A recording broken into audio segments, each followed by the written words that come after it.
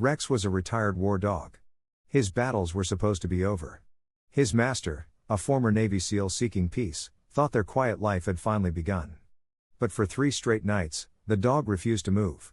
His body was rigid, his eyes locked on a rotting fishing shack, giving a silent, terrifying warning. A warning about the evil buried just yards from their home and the killers who would do anything to keep it a secret. The autumn air over rural Ohio carried a distinct crispness, a cool whisper that promised the coming of winter. It clung to the towering oak trees surrounding the isolated cabin and settled like a fine mist over the dark, placid waters of the reservoir. For most, this kind of weather was a reason to stay indoors, wrapped in blankets with a warm drink. For former Navy SEAL Jake Carter, it was a welcome respite from the suffocating heat of his last deployment. Jake was a man carved from discipline and conflict. At 32, he had the lean, hardened physique of a career soldier, with broad shoulders and hands calloused from years of handling weapons and equipment. His hair was cut short, a practical military style, and his eyes, a sharp, piercing hazel, missed nothing.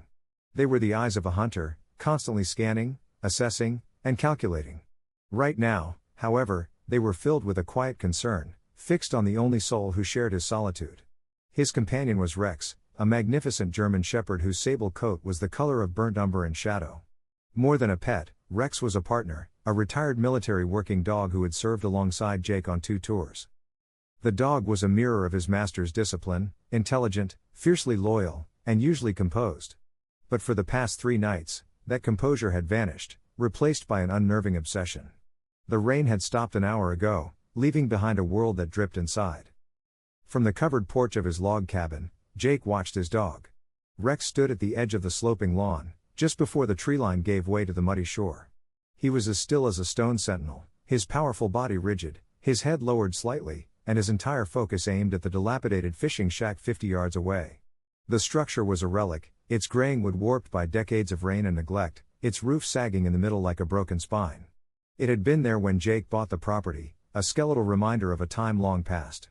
To Jake, it was just a part of the landscape. To Rex, it had become an object of intense, silent scrutiny. "Rex," Jake called, his voice calm and even, the kind of tone that could cut through the chaos of a firefight. "Come on, boy. Let's get inside." Usually, that command would have elicited an immediate response, a flick of the ears, a turn of the head, and a steady trot back to his side. Tonight, there was nothing.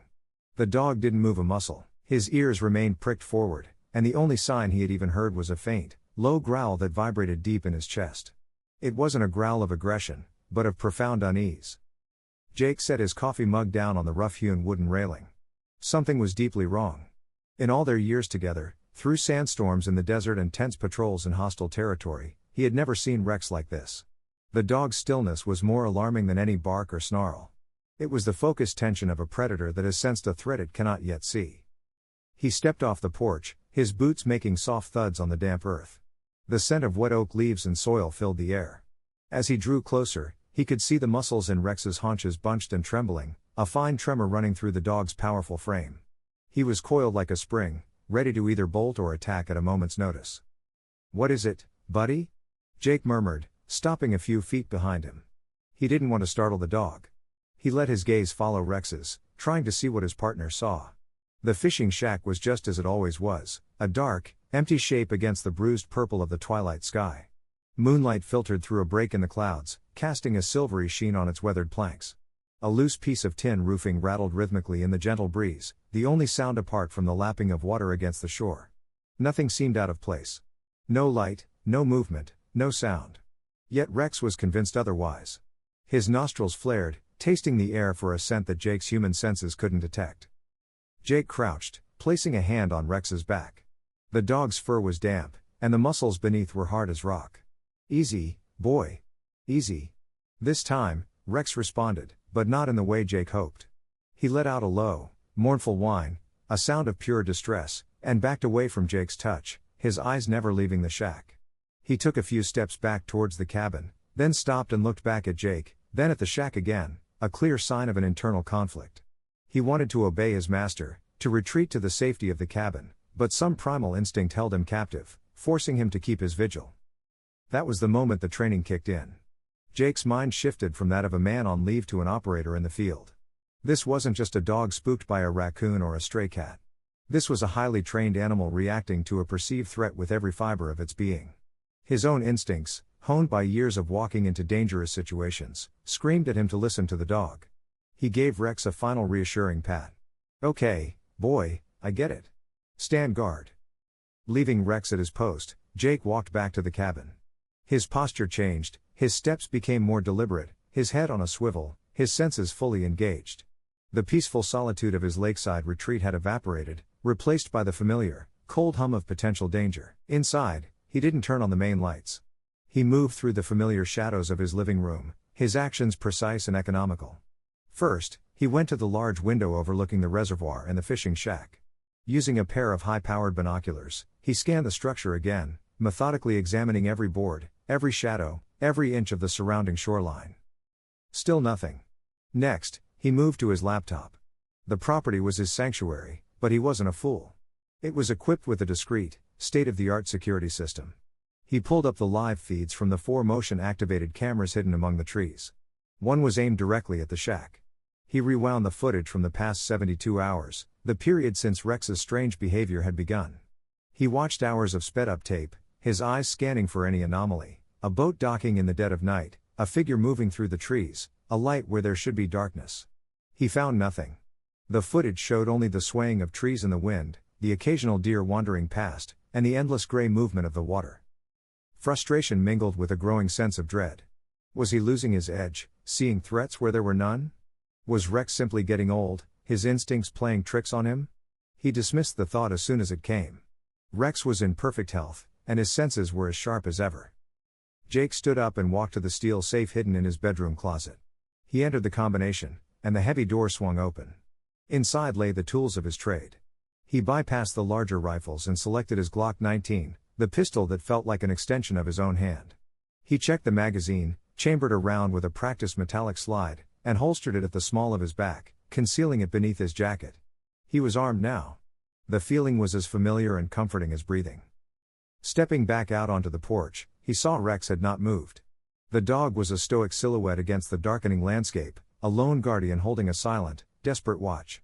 Jake knew then that this night would not be a restful one. His leave was over. Whatever was hiding in the shadows of this quiet lakeside property, whatever had terrified his fearless partner, it had just declared war. And Jake Carter would be ready to meet it. Sleep had been a stranger to Jake that night. He had dozed in a chair facing the window, his pistol resting on the table beside him, while Rex maintained his silent, unblinking watch by the door. Dawn arrived not with a brilliant burst of light, but as a slow, reluctant bleed of gray that seeped through the thick cloud cover, revealing a world soaked in dew and shrouded in a low-hanging mist. The air was cold and heavy with the scent of wet oak and decay. Jake was already moving. He pulled on a pair of dark, durable pants and waterproof boots, his movements economical and silent. A hot black coffee cut through the last vestiges of fatigue, sharpening his senses. He looked at Rex, who had finally stirred from his post, his amber eyes now fixed on Jake, waiting for the command he knew was coming. "Let's go take a look," Jake said quietly. He didn't walk directly to the fishing shack. Training dictated a different approach. With Rex at his heel, he moved along the edge of the dense tree line, using the massive trunks of the oaks as cover. He scanned the area with a practiced eye, noting every detail, the way the mist coiled over the water, the glistening spiderweb strung between ferns, the unnatural silence of the woods. No birdsong, no scurrying of squirrels. It was as if the entire forest was holding its breath. As they neared the shack, Rex's body language shifted again. His tail, which had been held low, became rigid. A low growl, almost inaudible, rumbled in his chest. He nudged Jake's hand with his wet nose, then moved slightly ahead, his paws making no sound on the thick carpet of fallen leaves. He was leading the way, his focus absolute. They stopped at the corner of the decaying structure. The air here felt colder, heavier. Jake put a hand on Rex's neck, a silent command to hold. He peered around the edge, his gaze sweeping the area. It was then that he saw it. Just as his instincts had warned, the ground near the foundation was wrong. Along a 4-foot section of the wall facing the forest, the earth was a darker, richer shade of brown than the surrounding soil, which was packed, clay-heavy, and littered with small stones. This patch was different. It was loamy and uneven, and the edges of the disturbed area were too clean, too straight, forming an almost perfect rectangle. It was the unmistakable sign of a recent, hastily dug hole. Rex needed no further prompting. Released from his hold, he padded forward, his nose pressed to the ground. He circled the dark patch of earth once, then stopped, his body quivering. He sniffed intently at one specific spot near the center, let out a soft, sharp whine, and then deliberately struck the ground once with his right paw. It wasn't frantic digging. It was a precise, trained signal, an alert. Something is here. Good boy, Jake whispered, his voice a low murmur. Just as he was about to get a closer look, a new sound intruded on the morning's silence, the low, sputtering chug of a small outboard motor. Jake instinctively straightened, his hand moving to the small of his back. He guided Rex back into the shadow of the shack with a quiet command. Seconds later, a small aluminum John boat emerged from the mist on the reservoir, heading towards a cove further down the shore. At the helm was an old man with a face as weathered as the fishing shack itself, his frame bundled in a heavy flannel jacket and a worn-out beanie. This was Jed Miller, a local fixture who had been fishing this reservoir since before Jake was born. Jake had spoken to him a few times at the local marina, a gruff but harmless man who mostly kept to himself. Miller cut his engine, letting the boat drift. He hadn't seen them. His attention was on his fishing line, but his presence was a complication, a potential witness. Jake remained perfectly still, a shadow among shadows, observing. After a few minutes, Miller reeled in his line with a grunt of disappointment. As he prepared to start his engine again, his gaze drifted towards Jake's property. He squinted, his eyes scanning the shoreline before they briefly paused on the fishing shack. There was no sign of recognition, just the casual glance of a man familiar with the landscape. Then, with a pull of the cord, the engine sputtered back to life, and the boat disappeared back into the mist. The encounter, though brief, had sharpened Jake's focus. He was exposed here. Whatever he did next, he had to do it quickly and quietly. He returned his attention to the ground. Now he was no longer just looking, he was analyzing. He got down on one knee, ignoring the dampness seeping into his pants. He ran his gloved fingers over the surface of the disturbed patch. The soil was loose and loamy, completely different from the clay-heavy ground of the rest of the yard. It had been brought from somewhere else, likely from the forest floor to fill the hole, a clumsy attempt at camouflage. His eyes then scanned the perimeter.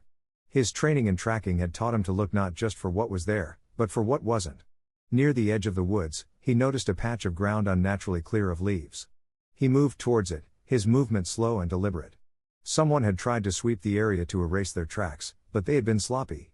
Underneath a broad fern frond, protected from the rain, was a partial boot print. It was deep, indicating a heavy person, and the tread pattern was distinctive, a deep lug design common in tactical or work boots. But what caught his attention was the small, unique chip in the rubber of the heel. A detail like that was as good as a signature. He was about to stand when something else caught his eye, a glint of metal, almost completely obscured by a patch of dark green moss growing over a tree root. He carefully brushed the moss aside with his finger. It was a 9mm shell casing. He picked it up. The brass was tarnished and dull from exposure to the damp air, but there was only a light patina of rust starting to form on the steel base. It hadn't been here for years, or even months, weeks at most. He brought it closer, his eyes narrowing. He recognized the head stamp. It was a specific brand of ammunition known for its clean burning powder, often favored by professionals. He stood up, the cold piece of metal resting in his palm. The pieces were falling into place, forming a picture he did not want to see. The dog's obsession, the disturbed earth, the faint, erased tracks of at least two individuals, and now evidence of a firearm being discharged. There was no more room for doubt. This wasn't a case of local kids trespassing or a wild animal spooking his dog. A violent crime had been committed here on his property. Something, or someone, had been buried in that shallow, rectangular grave, and the person who had pulled the trigger had been a professional. Jake looked from the casing in his hand to the dark patch of earth. Rex was sitting patiently, his gaze unwavering, waiting for the next command. The time for observation was over. It was time to dig. The decision, once made, settled in Jake's gut with the cold, heavy weight of inevitability. He left Rex on watch, the dog needed no command to understand his duty, and returned to the cabin with a grim purpose. From a military-grade footlocker stored in his utility shed, he retrieved a foldable entrenching tool. Its steel blade was sharpened to a fine edge, its handle worn smooth from use in lands far from this quiet reservoir. It was a tool designed for digging fighting positions in unforgiving soil. And now it would be used to unearth a secret. Returning to the site, he found Rex exactly where he had left him, a stoic statue of vigilance. The dog watched as Jake unfolded the shovel, the metallic clicks echoing in the damp air. He chose his spot carefully at the corner of the disturbed earth and pushed the blade into the ground. The resistance was minimal. The loose, loamy soil gave way easily, confirming his suspicion that it was foreign to this place. He worked with a steady, rhythmic efficiency, his movements betraying no emotion. He was not a man digging in his yard. He was an operator clearing a site, his mind compartmentalizing the task, pushing aside the dread that threatened to surface. Each shovelful of dark, wet earth was tossed aside onto a tarp he'd laid out, preserving the integrity of the scene as much as possible. He was about a foot down when the shovel made a sound, not the grating scrape of rock, but a soft, dull thump. It was the sound of metal hitting something yielding, something that absorbed the impact. Jake froze. He laid the shovel aside and knelt, his gloved fingers probing the loose dirt. He felt it immediately, the rough, rubbery texture of heavy-duty fabric. He began to clear the soil with his hands, his heart a slow, heavy drum against his ribs. A corner of a dark blue industrial tarp emerged, the kind used to cover cargo on flatbed trucks. It was thick, waterproof, and completely opaque. A faint, sickly sweet odor began to rise from the shallow grave, mingling with the clean scent of oak and wet earth. It was the smell of decay, a scent he knew all too well. He took a steadying breath, his face a mask of detached focus. With a firm grip, he pulled on the corner of the tarp. It was heavy, weighted down by more than just dirt. He pulled again, harder this time, and a section of the wrapping came free, revealing what lay beneath. It was a human hand. The skin was pale, waxy, and stained with dirt, but the fingers were long and slender. There was no ring. He paused for only a second, his training a bulwark against the horror. This was now an official scene. His property was now a gravesite. He continued to pull back the tarp, carefully exposing the rest of the body. The victim was a young woman, perhaps in her mid to late 20s. Her dark hair was fanned out like a halo of silk against the dirt, matted with leaves and soil. She was dressed in practical clothing, dark jeans and a simple gray long-sleeved shirt that was now soaked and mud-stained. Her face, though pale and lifeless, was peaceful. Her eyes were closed as if she were merely sleeping. There were no obvious signs of a struggle, but he knew that meant very little. And then he saw it, resting in the hollow of her throat. A silver chain, so delicate it was almost invisible against her skin. It was untarnished, suggesting it was sterling silver of high quality. From it hung a small, intricately designed pendant in the shape of a heart-shaped locket. It was beautiful, ornate, and seemed profoundly out of place in this crude, earthen tomb. This was the key, not just to her identity, but to why she was here. Jake's mind shifted gears completely. The shock and revulsion were filed away, replaced by the cold, methodical logic of evidence preservation. He pulled out his smartphone, its modern gleam a stark contrast to the grim, ancient scene before him. He began to take pictures, his hands steady. First, a wide shot of the entire site, showing the grave in relation to the fishing shack and the tree line. Then closer shots of the body as it lay in the ground. He photographed her face from multiple angles, hoping some facial recognition software might get a hit. He documented her clothing, her hands, her feet. Finally, he focused on the necklace. He took several high-resolution photos of the locket, capturing every delicate swirl of its design. It was the one unique item, the one thing that could tell her story. He carefully checked her pockets. They were empty. No wallet, no keys, no phone, no identification of any kind. She was a ghost. Someone had not only taken her life but had tried to erase her existence entirely. Just as he was about to conclude his documentation, his eye caught a small, unnatural fold in the waistband of her jeans near her back. It was almost imperceptible. He hesitated, knowing he was now crossing the line from observer to participant, but his instinct screamed at him to look closer. Using the tip of a small pocket knife to avoid contaminating the evidence with his own DNA, he carefully pried out a small folded piece of paper. It was soaked through and fragile, on the verge of disintegrating. He carefully unfolded it on the back of his glove. It looked like a page torn from a small notepad. Most of the ink had bled into a blurry, illegible mess, but a few fragments remained. Near the top, a sequence of numbers was still faintly visible, 1016-2100. A date and a time in military format. October 16, 9:00 p.m. Below it, a single word written in a slightly firmer hand had survived the water damage, coal. The name meant nothing to him, but it was a lead, the only lead he had. He photographed the note, then, using a pair of tweezers from his field kit, placed the fragile paper into a small, airtight plastic bag. His work here was done. With a grim sense of finality, he gently pulled the tarp back over the young woman, covering her face from the gray, uncaring sky. He stood up and began to shovel the earth back into the grave. Each movement was deliberate, respectful. He was not hiding a crime. He was protecting a victim, giving her the dignity of a proper burial until justice could be served. When the last shovelful of dirt was in place, he stood for a long moment, looking down at the freshly turned earth. Rex came to his side, no longer growling, but whining softly, nudging his master's hand. The dog understood. The threat was not gone. It had only just been identified. Jake knew he couldn't call the local sheriff. A professionally executed hit, a wiped identity, a cryptic note. This wasn't a job for a small-town department. It smelled of something far more complex, something that required a different set of skills. His skills. His leave, and the peace he had so desperately sought, had just been officially and irrevocably terminated. He was no longer just a landowner. He was now the sole custodian of a dead woman's secret, and the hunt had just begun. The final layer of damp earth settled over the grave, a dark scar on the otherwise pristine landscape. Jake stood back, his breathing steady, the entrenching tool heavy in his hand. He had done what he had to do. The scene was protected, the victim given a moment of peace, but his own peace was shattered.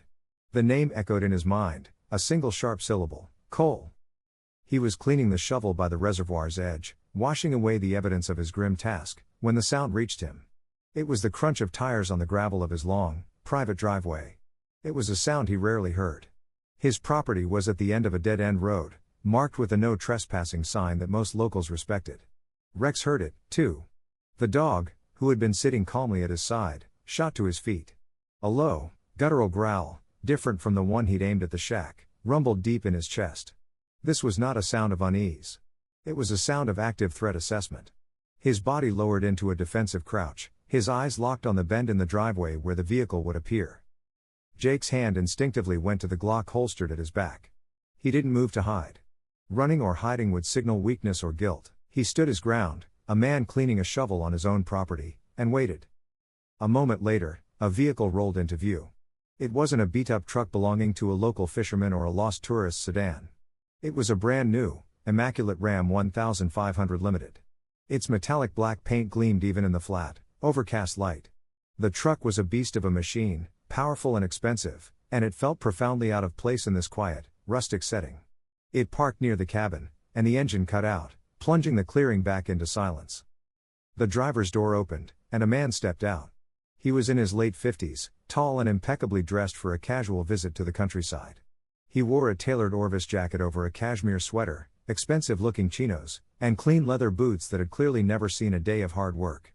His silver hair was perfectly coiffed, and his face was handsome with the kind of smooth, confident smile that belonged in a boardroom, not a muddy lakeside clearing. Jake recognized him immediately, and as he did, the piece of paper in his pocket felt like it had burst into flame. The man was Harrison Cole. Cole was a local magnate, a real estate developer whose company was responsible for most of the luxury homes and gated communities popping up around the region. He was a pillar of the community, a philanthropist whose name was on hospital wings and university scholarships. About 6 months ago, he had made a very generous, unsolicited offer to buy Jake's property. Jake had politely refused. He hadn't bought this land as an investment. He had bought it for the solitude. "Carter. I was in the area and thought I'd drop by," Cole called out, his voice smooth and friendly, yet carrying an unmistakable note of authority. He raised his hands in a placating gesture, as if acknowledging he was trespassing. "Hope I'm not intruding." His eyes, however, were not friendly. They were a pale, calculating blue, and they weren't looking at Jake. They were sweeping the area, a quick, efficient scan that took in the cabin, the shore, and lingered for a fraction of a second too long on the fishing shack and the dark patch of earth beside it. Before Jake could reply, Rex took 2 steps forward, placing himself directly between the two men. The growl intensified, becoming a clear, menacing warning. The fur along his spine bristled. He didn't bark. He didn't lunge. He simply stood as an immovable, lethal barrier, making his intentions perfectly clear. Cole's smile tightened at the edges. My, protective, isn't he?" he said, his gaze flicking down to the dog. For a moment, the mask of civility slipped, and Jake saw a flicker of something else in his eyes, annoyance and a cold, dismissive contempt. "He's a good judge of character," Jake replied, his voice flat. He kept the shovel in his hand. It wasn't much of a weapon, but it was better than nothing. "What can I do for you, Cole?" The use of his last name without the polite Mr. seemed to register. Cole's smile became a little more strained. "Straight to business. I admire that. I was just wondering if you'd reconsidered my offer on this place. In fact, I'm prepared to increase it by 20%. A piece of land this isolated, it can attract all sorts of problems." He let the words hang in the air. His gaze drifted pointedly back towards the fishing shack. The subtext was as subtle as a hammer blow. Problems like a body buried next to an old shack. Jake's mind was racing. The name on the note. The man standing before him. The previous offer to buy the land that held the grave. It wasn't a coincidence.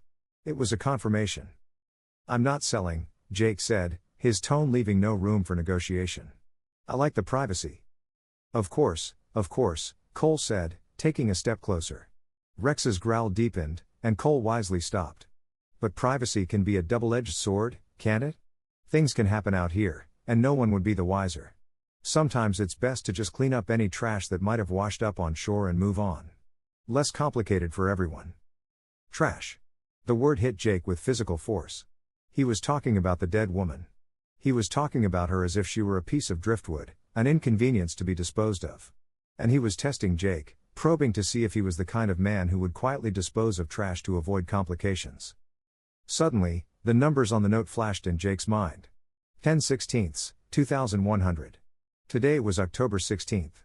2100 hours was 9:00 p.m. That was only a few hours away. Was Cole here to check on the grave before a meeting? Was he supposed to retrieve something? The locket? Jake kept his face impassive. "I haven't seen any trash. Just the usual quiet," he lied, his grip tightening on the shovel's handle. Harrison Cole studied him for a long moment, his smile completely gone now, replaced by a look of cold assessment. He was weighing Jake, calculating, trying to read the man in front of him. He looked from Jake's neutral expression to Rex's open hostility, and finally back to the disturbed earth near the shack. He knew, or at least he suspected. "A pity," Cole said finally, his voice losing its artificial warmth. "Well, if you change your mind, you have my number."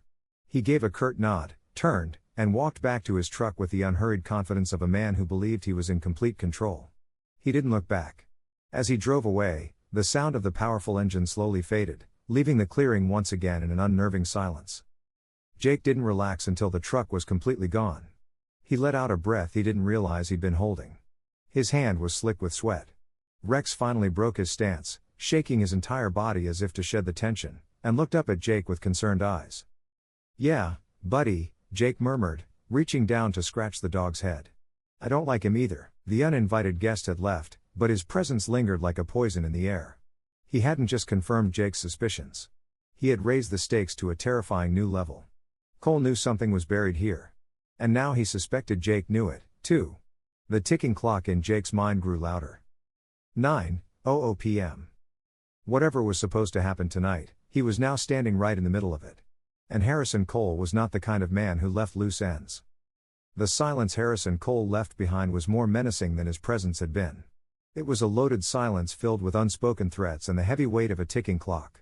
9:00 p.m. The numbers pulsed in Jake's mind, a deadline he didn't understand but knew was lethal. Cole's visit wasn't a warning, it was an assessment. He had come to see if the wolf guarding this territory was a threat, and Rex's reaction had given him the answer. Jake didn't waste a second. He moved with the fluid, urgent economy of a man whose life depended on preparation. First, he took Rex inside, giving the dog a quiet command to stay. He couldn't risk his partner getting caught in a crossfire. Then, he began to prepare his terrain. He didn't board up windows or build obvious barricades. His preparations were subtle, deadly. He moved a heavy woodpile to a new position, creating a solid piece of cover near the side of the cabin. He repositioned his truck, angling it to create a choke point in the driveway. He retrieved a field medical kit and 2 extra magazines for his Glock, placing them in the pockets of his tactical jacket. His mind was a cold, clear engine of calculation. Cole was polished, a man who paid others to do his dirty work. He wouldn't be coming back alone. The question was, what was the objective? To retrieve the locket or to eliminate the witness who had found it? Jake had to assume the latter. He was inside the cabin, checking the sightlines from his living room window, when a flash of movement at the end of the driveway caught his eye. It wasn't the glint of Cole's luxury truck. It was something else, something dark. He raised his binoculars. A black Chevrolet Tahoe, its windows tinted to an illegal degree of darkness, was sitting just beyond his property line, partially hidden by a thicket of maple trees. It was stationary, its engine likely off, an observation post. They were watching him. But this vehicle felt different from Cole. It lacked Cole's arrogant visibility. It possessed the patient, predatory stillness of a hunter. Jake's blood ran cold. This wasn't Cole's return. This was a new player on the board. He moved away from the window, his heart hammering a steady, controlled rhythm. He was no longer just preparing for a threat, he was caught in the middle of one. He slipped out the back door of the cabin, melting into the deep shadows of the forest that bordered his property. From the cover of a massive moss-covered boulder, he had a clear view of the driveway, the cabin, and the dark SUV lurking at the entrance. Minutes stretched into an eternity. The sun began its slow descent, painting the undersides of the clouds in shades of bruised orange and violet. The deadline was approaching. Then it happened. The quiet was shattered not by Cole's return, but by the aggressive roar of the Tahoe's engine. The vehicle didn't ease onto the property. It charged down the gravel driveway, spitting stones, its powerful engine a declaration of war. It screeched to a halt sideways, completely blocking the only exit, its headlights cutting brilliant, sterile beams through the growing twilight. The doors flew open. 3 men emerged. The 2 who came from the back were clones of each other, burly, thick-necked, dressed in practical black hoodies and cargo pants.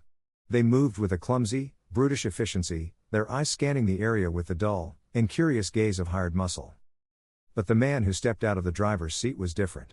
He was built like a heavyweight boxer, with a shaved head that gleamed in the fading light and a thick, braided beard that covered a jawline as solid as granite. A jagged white scar sliced through his left eyebrow, giving him a look of permanent, brutal aggression. He wore a leather jacket that was stretched taut across his massive shoulders. And the way he moved was with a coiled, dangerous energy, a predator who was entirely comfortable with violence. This had to be Cross. He didn't look at the cabin. He didn't look at the woods. His cold, dark eyes were fixed on the empty space where Harrison Cole's truck had been parked less than an hour ago. A sneer twisted his lips. "He's been here," Cross growled, his voice a low, gravelly rumble. "The old bastard came alone. Thought he could cut us out." One of his men pointed a thick finger towards the fishing shack. "Boss, look." Cross's head snapped in the direction of the freshly disturbed earth. He stalked towards it, his boots crunching on the gravel with menacing purpose. He knelt, ran a hand over the damp soil, and then looked back at his men, his face a mask of cold fury. "He moved it," Cross snarled. "He found her, and he took it. Find him." Jake pressed himself flatter against the cold stone of the boulder, his pistol now in his hand. The scenario laid itself bare in his mind with terrifying clarity. Cross was not Cole's backup. He was his rival. Cole had hired Cross's crew for a job, to eliminate the woman and dispose of the body. But Cole had lied, likely through omission, about the true value of the locket she was wearing. He had planned to let Cross's crew do the dirty work, then return later at 9:00 p.m. tonight to retrieve the real prize for himself. But Cross was not a fool. He had suspected a double cross and had been tailing Cole. He had come here not to back up his employer, but to confront him and take what he believed was his share. Jake was trapped. He was caught between 2 converging forces of a collapsing criminal conspiracy. On one side was Harrison Cole, a man with wealth, influence, and the ruthlessness to order a woman's murder. On the other was Cross, the blunt instrument of that murder, a man of pure, undisguised brutality. And Jake was the sole witness, standing on the ground where their secrets were buried. He couldn't stay where he was. The boulder offered good cover but limited mobility. He needed a better tactical position, somewhere he could observe both the front of the cabin and the fishing shack, a place with multiple escape routes. The fishing shack itself. It was risky. It would place him closer to the center of the conflict, closer to the grave that was the source of it all. But its decaying walls would provide cover, and its dark, cluttered interior offered countless hiding places. He had to move now, while Cross and his men were focused on searching the perimeter of the cabin. He waited for the 2 henchmen to move around the far side of the building. Cross remained by the grave, his back to the woods, staring down at the dirt as if he could will the locket to reappear through sheer intimidation. This was his chance. Moving with a silence born of years of practice, Jake pushed off from the boulder. He stayed low, using every bush, every tree, every shadow as cover. His feet made no sound on the damp ground. He was a ghost, a whisper of movement in the encroaching darkness. He reached the side of the shack, his back pressing against the cold, splintered wood, his heart a steady, powerful beat in his chest. He was in position. His pistol was raised, the cool metal a familiar weight in his hand.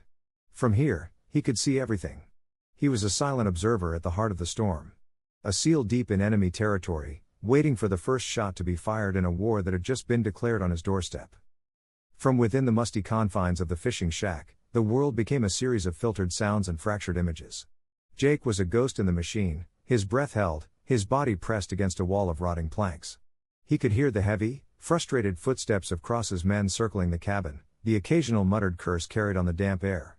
Through a wide gap between two warped boards, he had a perfect, dark-framed view of the clearing, the grave, and the imposing figure of Cross, who stood like a furious bull, waiting. The sun had finally surrendered, and a deep, starless twilight bled across the sky. The temperature dropped.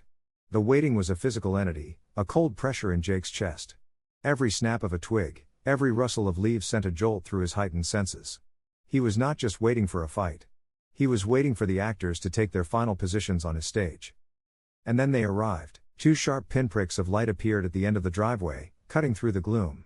It was Cole's Ram 1500, returning as Jake knew it would.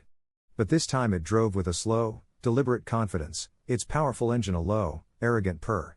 It rolled into the clearing and stopped, its headlights pinning Cross and his Tahoe in a brilliant, interrogative glare. The deadline had arrived. Harrison Cole stepped out. But he was not alone. From the passenger side emerged another man. He was younger than Cole, with a lean, wiry build and a sharp, ferret-like face.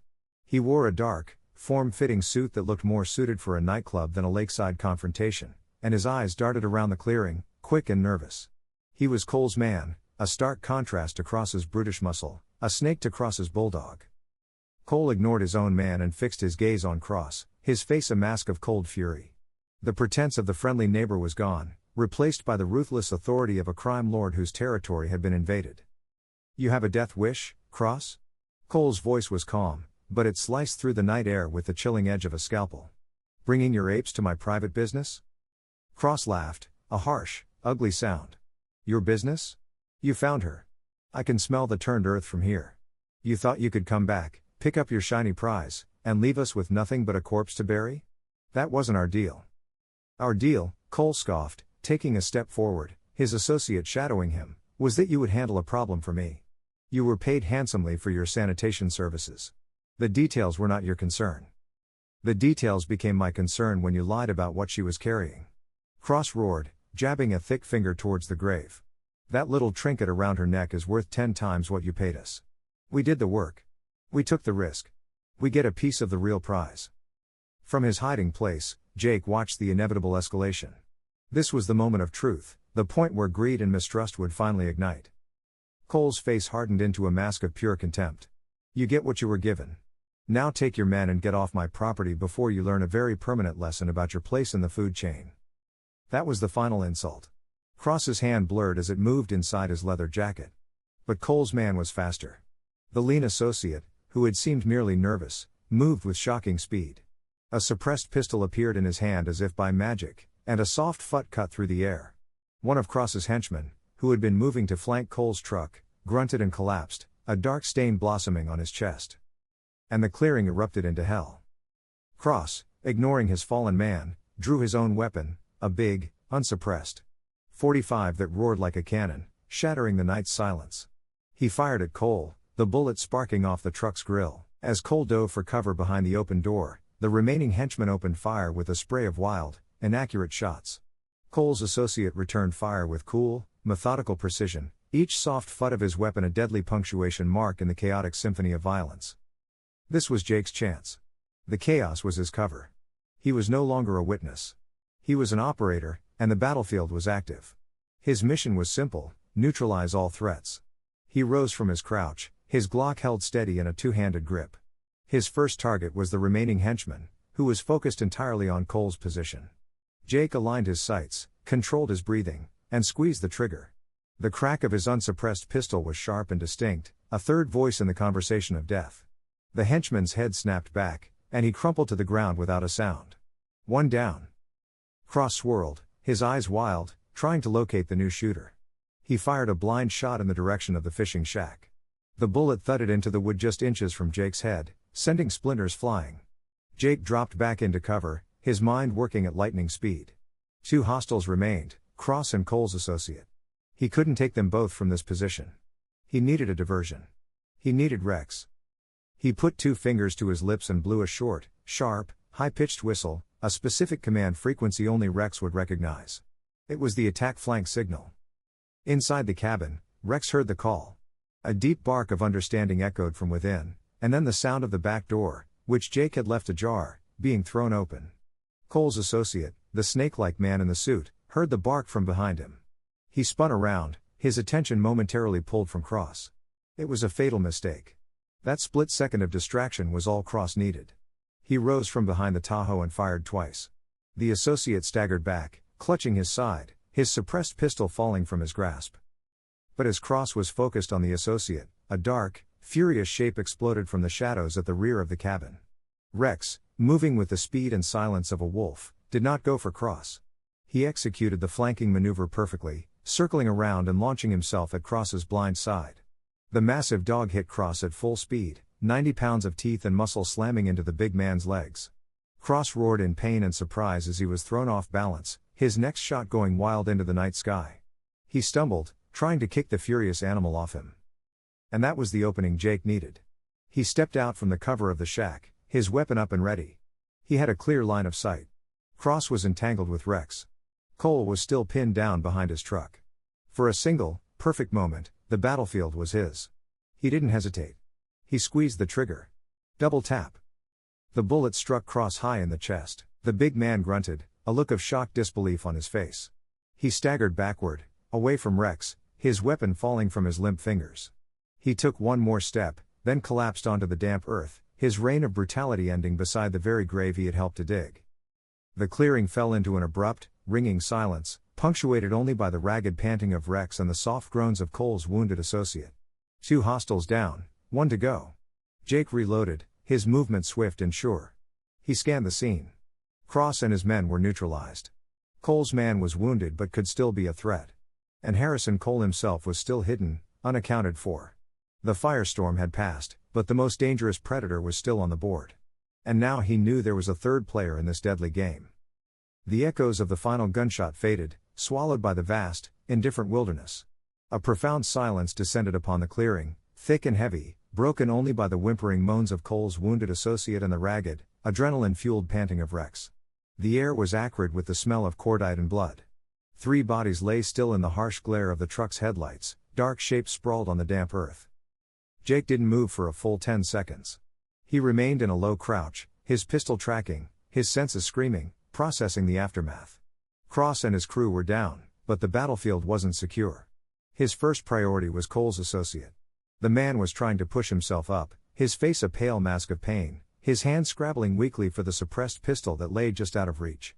Jake moved with a predator's swiftness, crossing the ground in a silent, fluid motion. He kicked the pistol away, sending it skittering into the darkness. A sharp, precise blow with the butt of his own weapon to the man's temple, and the groaning stopped. Neutralized, not killed. He secured the man's hands behind his back with a pair of zip ties from his jacket. 2 down, 1 to go. Cole. Jake's voice was a sharp, commanding bark that cut through the night. It's over. Show yourself. There was no answer, only the sighing of the wind through the pines and the distant, lonely cry of a loon from across the reservoir. Harrison Cole was a snake, not a soldier. He wouldn't engage in a direct firefight if he could help it. He would be slithering away into the darkness, cutting his losses, planning his next move. Jake knew he didn't have time to hunt him down now. The secret, the reason for all this carnage, was still lying in its shallow grave. With Rex at his side, providing a 360-degree perimeter of security, Jake moved cautiously toward the center of the clearing. He didn't approach the body directly. He approached the source of the conflict. He knelt beside the body of the young woman, his movements now filled with a grim reverence. The firefight had disturbed the tarp, and her pale, peaceful face was once again visible in the cold, artificial light of the headlights. He had to know. His gloved fingers, surprisingly gentle, reached for the silver chain around her neck. He lifted the heart-shaped locket. It felt cool and heavy in his palm. He examined it closely. It was a masterpiece of craftsmanship with no visible seams or keyhole. It was a solid piece of silver, or so it seemed. He remembered the cryptic note, Cole, and the numbers. It was a puzzle, and this was the central piece. His thumb traced the ornate scrollwork on the face of the locket. He felt a tiny, almost imperceptible raised point, no larger than a pinprick, hidden within the design. It wasn't a button. He pressed it, but nothing happened. He tried to twist it. Nothing. Then his training kicked in. He thought about concealment devices, the kind used by intelligence operatives to smuggle data across borders. They were never simple. They required a specific sequence. He looked at the clasp of the locket. He pressed the hidden pinprick again, but this time he squeezed the sides of the locket simultaneously. There was a faint, satisfying click. A hairline seam, previously invisible, appeared along the side edge of the locket. The face was a cover. Using the edge of his thumbnail, he carefully pried it open. Inside, nestled in a perfectly carved hollow, was a micro SD card. His breath caught in his throat. This was it. This was the prize worth killing for. This tiny piece of plastic and silicon was the reason this quiet clearing had become a slaughterhouse. He pulled out his phone, a rugged military spec device designed to withstand the elements. With trembling fingers, he slid the tiny card into the slot. For a moment, nothing happened. The screen remained dark. Then it flickered to life. The file system was a mess of folders with long, alphanumeric names, all of them showing a lock icon. Encrypted. All of them except for one file, a single video file named s_jenkins_play_first. MP4. Before he could even select it, the file autoplayed. The screen filled with the face of the woman who now lay dead at his feet. But in the video, she was vibrantly alive. She was sitting in what looked like the passenger seat of a moving car, the light of street lamps occasionally flashing across her features. Her dark hair was tied back, and her face, though strained with exhaustion and fear, was set with a fierce, unwavering determination. She was beautiful, but it was the intelligence and courage in her dark eyes that struck Jake to the core. When she spoke, her voice was low, urgent, and steady. "My name is Sarah Jenkins," she began, her eyes looking directly into the camera as if she could see him, the unknown person who would one day find this message. "I am a special agent with the Naval Criminal Investigative Service. For the past 18 months, I have been working deep undercover investigating an international arms trafficking ring run by Ohio-based developer Harrison Cole." Jake's blood turned to ice. NCIS. This was his world. She wasn't just a victim. She was a colleague, a sister in arms. Cole is using his legitimate shipping and development businesses as a front to smuggle military-grade weapons to terrorist cells and rogue states, Sarah continued, her voice never wavering. He has contacts deep inside the naval supply chain. This card contains everything: encrypted financial records, shipping manifests, audio recordings of Cole making deals, video evidence of the weapons transfers. It's his entire empire. She took a shaky breath, and for the first time, a flicker of vulnerability crossed her face. "My cover has been compromised. Cole knows who I am. I'm currently en route to a prearranged emergency extraction point, but I know he's hunting me. I'm not sure I'm going to make it." She leaned closer to the camera, her gaze intense, pleading. "If you are watching this, it means I failed. It means Cole got to me. Do not, under any circumstances, take this evidence to the local police. Cole owns half the department. You must deliver this card, and only this card, directly to my superior at the NCIS Cleveland Field Office." She paused as if gathering her strength for the final, most crucial piece of information. "His name is Special Agent in Charge David Cole." The name hit Jake like a physical blow, knocking the air from his lungs. Cole. The same name. It couldn't be a coincidence. A brother? A cousin? In a case this sensitive, there was no such thing as coincidence. Sarah's final words were a haunting echo. "Trust no one else. Get this to David Cole. Make sure my work wasn't for nothing. Jenkins out." The screen went dark. Jake knelt in the dirt, the phone feeling impossibly heavy in his hand. The silence of the clearing rushed back in, but it was different now. It was filled with the voice of a dead woman, a fallen agent whose last will and testament was now his burden to carry. He looked down at Sarah Jenkins' peaceful face, and then at the bodies of the men who had killed her. He had won the battle, but he had just stumbled into a war far more complex and dangerous than he could have ever imagined. He couldn't go to the police, and now he couldn't even trust the very agency he was supposed to turn to for help. He was completely, utterly alone. The video ended, plunging the screen into darkness and Jake into a deeper darkness of his own. The dead agent's voice still echoed in the ringing silence of the clearing, a ghost entrusting him with a mission that was now impossibly compromised. David Cole. The name was a landmine, turning the clear path to justice into a treacherous, uncertain field. He knelt there for a long moment, the phone in his hand feeling like a live grenade. The entire weight of Sarah Jenkins' sacrifice, of her 18 months of dangerous work, rested on the tiny micro SD card in his next decision. Local police were out. NCIS was a viper's nest. He was a lone operator, cut off from every conventional channel of authority. But he was not without resources. A SEAL is never truly alone. He has his team, his brotherhood. His loyalty wasn't to a faceless agency, it was to the trident he wore and the men he served with. He wouldn't call the NCIS field office. He would call the one man he trusted with his life, a man who operated in the shadows and understood the rot that could fester within the highest echelons of power. He made his decision. He had to get to a secure location, away from this compromised ground, and make the call. He carefully ejected the micro SD card, slid it back into its hidden compartment in the locket, and fastened the chain around his own neck, tucking it under his shirt. The cool metal felt heavy against his skin, a constant, chilling reminder of his promise to the woman in the grave. He gave Rex a quiet command to heal, and together, man and dog began to move cautiously back towards the cabin.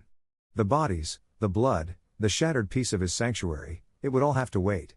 Survival and the mission came first. He was 10 feet from his porch when a floorboard creaked in the darkness to his left. It wasn't from the porch. It was from the deep shadows near the woodpile he had moved earlier. Jake didn't hesitate. He shoved Rex hard towards the ground, a down command and a life-saving push in one motion, and dove in the opposite direction, rolling behind the solid engine block of his truck. A split second later, the night was torn apart by the deafening blast of a shotgun. A spray of buckshot shredded the wooden siding of the cabin where he had been standing moments before.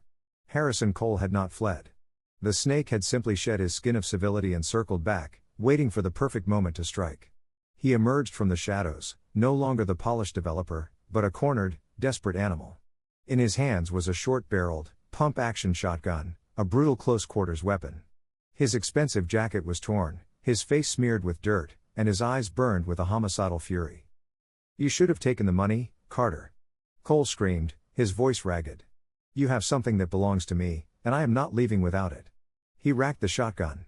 The shuck-shuck sound was a mechanical promise of more violence. Jake, now prone behind the front wheel of his truck, had a clean shot at Cole's legs, but the angle was risky. He held his fire, his mind calculating. Cole was between him and the cabin. Rex was exposed. "It's over, Cole." Jake yelled back, trying to draw his fire.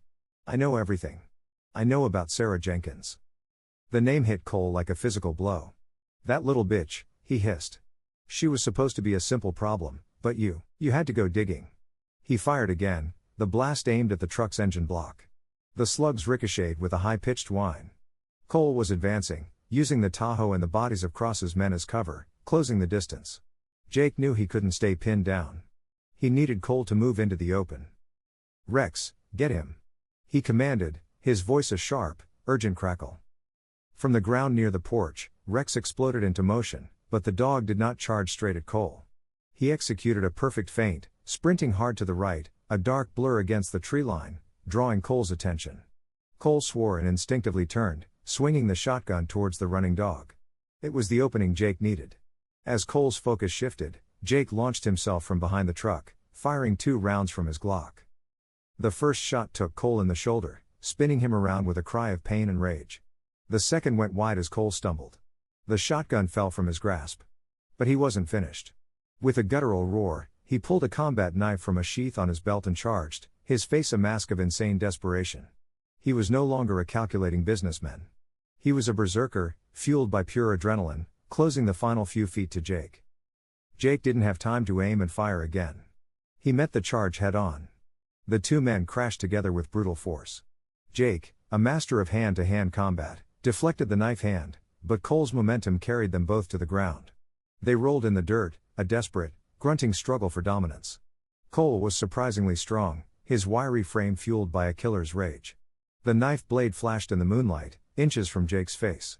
Jake held the knife wrist with one hand, delivering a series of sharp, punishing blows to Cole's ribs with the other. Cole grunted in pain but didn't relent. His eyes were wild. He was putting all his remaining strength into one final, desperate push to drive the blade home. And in that moment, when all of Cole's focus was on the man beneath him, a silent, furious shadow fell over them both. Rex, having completed his feint, launched himself through the air. He hit Cole squarely in the back, his momentum and weight driving the man forward, face first into the mud. The knife flew from Cole's grasp. Before he could recover, Rex's jaws, with generations of breeding for power and control, locked onto Cole's knife arm. There was no tearing, no savaging. It was a single, immense application of pressure, a vice of bone and muscle that completely immobilized the man. Cole screamed, a high, thin sound of agony and defeat. It was over. Jake pushed the whimpering man off him, retrieved his pistol, and stood over the defeated crime lord, Rex still holding him fast. He pulled out his phone. His hands were shaking, not from fear, but from the adrenaline dump. He scrolled to a single encrypted number on his contact list and pressed send. It rang once. Gopher Adams, a calm, no-nonsense voice answered. Adams, it's Jake, he said, his own voice sounding distant to his ears. I have a situation. A big one. It involves a compromised NCIS agent and a dead one. I'm sending you my coordinates. Bring a clean team. Trust no one. There was no surprise, no hesitation on the other end. Understood, Jake. Sit tight. Cavalry is on the way. The line went dead. A week later, the autumn rains had washed the last of the blood from the gravel driveway. The cabin was clean, the silence once again peaceful. A sleek black helicopter with no markings sat in the clearing, its rotor still. Master Chief Adams, a man with salt and pepper hair and the tired, intelligent eyes of a career intelligence officer, stood with Jake on the porch, 2 mugs of coffee steaming in the cool morning air. Your evidence was a bombshell, Jake, Adams said, his voice low. The micro SD card broke the entire network open. Harrison Cole started singing the moment he was in federal custody. He gave up everything to save his own skin. He took a sip of coffee. Special Agent in Charge David Cole was Harrison's cousin. He was the one feeding Harrison intel, tipping him off, burying investigations. He was arrested at his desk yesterday. The entire Cleveland field office is being dismantled and rebuilt from the ground up. And Sarah Jenkins? Jake asked, his gaze fixed on the quiet reservoir. Her work is being submitted for the Navy Distinguished Civilian Service Award, posthumously, Adams replied. She was a hero. Her father will be receiving it on her behalf. Because of her, and you, a major arms pipeline to our enemies has been severed. You did good, Jake. Real good. Adams finished his coffee and placed the mug on the railing. Your leave is extended indefinitely. Take all the time you need. This place, it's earned its quiet back. Later, after the helicopter had disappeared into the overcast sky, Jake walked down to the water's edge. Rex trotted at his side, occasionally nudging his hand, a silent, reassuring presence. The reservoir was a mirror of the gray sky, calm and deep. The fishing shack stood as it always had, a silent witness. A measure of peace had finally returned to this haunted shore. It was a peace paid for in blood, earned through the courage of a fallen agent and the fierce loyalty of a good dog. Jake looked down at Rex, who looked back up at him, his amber eyes filled with an unwavering trust. They had faced the darkness together and had come through. And in the quiet stillness of the water, Jake finally felt the weight of his promise to Sarah Jenkins begin to lift. Her work was not in vain. Justice had been served.